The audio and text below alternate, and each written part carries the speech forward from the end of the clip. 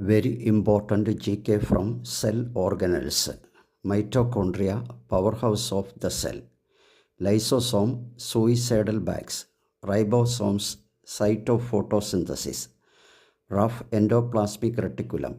Endoplasmic reticulum with ribosomes.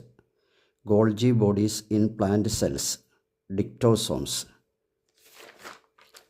Plastids, it only present in plants. Chlorophyll, plastids help for photosynthesis. Chromoplast, plastids that give color to the flowers and fruits. Leucoplast, colorless plastids.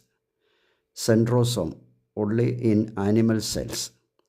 Prokaryotic cells, cells with no nuclear membrane. Eukaryotic cells, cells with nuclear membrane.